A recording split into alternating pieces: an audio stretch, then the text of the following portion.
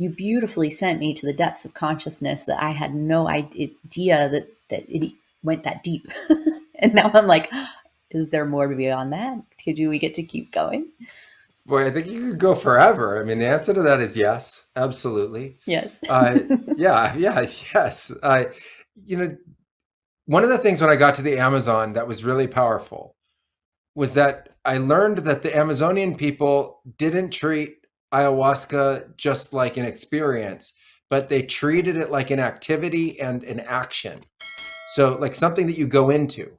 So, you drink the ayahuasca, and then there's the onset. And then that's when they would become incredibly active. They'd be completely relaxed. They would be surrendered. They would be receiving, but they're really active in what they were doing. And then I understood that, wow, this isn't just a psychedelic trip. This is something that you get into, and with skills, you actually learn how to navigate. You learn how to move around. You learn how to have vision. You learn how to guide and direct the vision.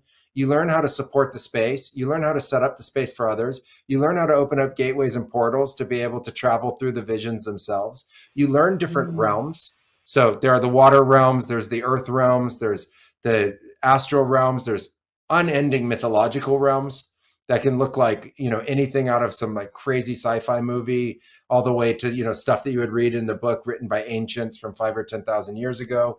There's Mm. all the different spaces in consciousness that you can hear about in terms of philosophy or technology or science. It's all in there.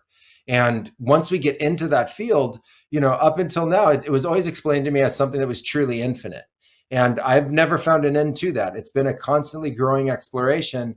And through that activity, again, that's another way of gaining skills that ends up just becoming more and more helpful in how we continue to progress into that space. And one of the things that I did on the retreat was I really did, as you're saying, work to open everybody to that. Not everybody can go as far as you did, and everybody has their own unique individual experience. But in that, it's sort of like you get to have as much as you possibly can. So there isn't anything holding you back. There isn't anything making that an impossibility. It isn't just lie there and have the experience, which I do respect in its own light as a way to practice. But in our lineage, the way that we learned how to practice was in this dance. It was this dance with ayahuasca. It was this active process where we intended into it. We were alert. We were lucid. We're also in a deep kind of silent meditation. All the anxieties and fears go away as that happens. It's just even better. There's even more receptivity. And then then we have the intentions, and we had the intentions for meeting with source, and we set that space for everybody before the session that was possible and something that we could all experience together. And that was really our container. And then the I am consciousness, and that really centered place in consciousness where everybody knows themselves. And then that ability to have visions and have it all awaken for us. And so right there, if you combine the I am plus source plus the visions and the awakening, well, now we're starting to be able to get into that. And then you asked me directly about navigation and how do we navigate? And we talked about focal points and really focusing consciousness through the third eye and, the frontal part of our brain, and how we get that sort of pinpoint accuracy and that invocation that goes with it. And so, as you implement those skills, and we're in that space, which is just so giving and it's so loving, then, the activation happens, and you can have experiences like this. Most people aren't ready to go as deep as I love to go. And so what are some of those experiences like for people who are having, I don't know, shallower At first, it's a capacity, and it's a willingness, mm, right? So you have a very unique capacity to be able to have these really big experiences and actually deal with them, both physically, mentally, emotionally.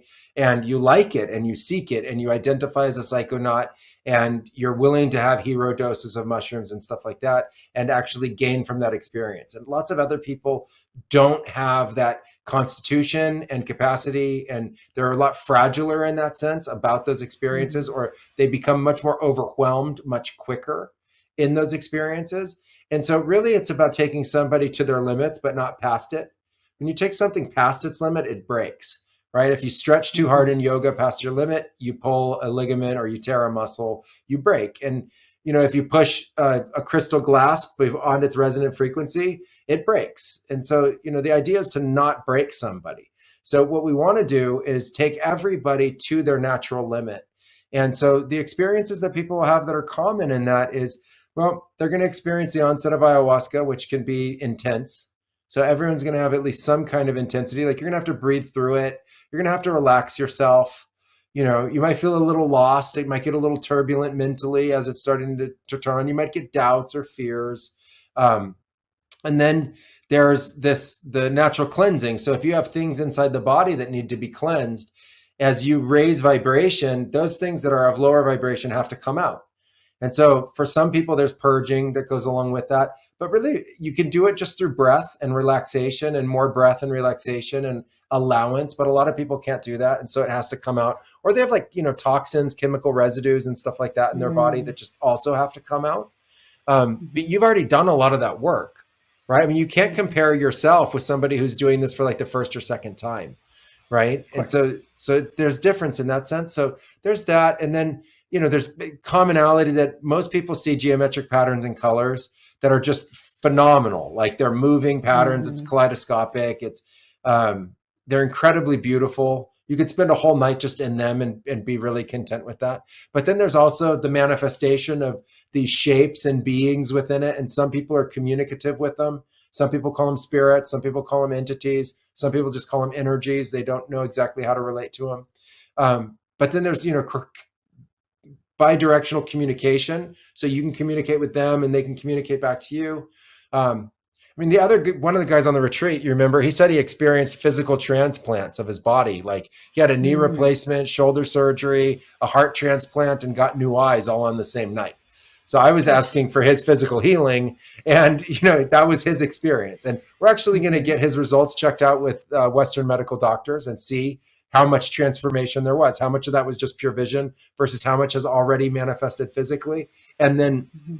can that physical manifestation actually now grow healing? Can actually create healing? Like you were saying, that idea of creating, can he create now healing? Can he create regeneration? Right before, his body was creating disintegration. It was actually, getting worse and worse. So have we actually, flipped that? Have we inverted that? And is it now healing? We're going to look at that and see that that's possible in the sessions as well.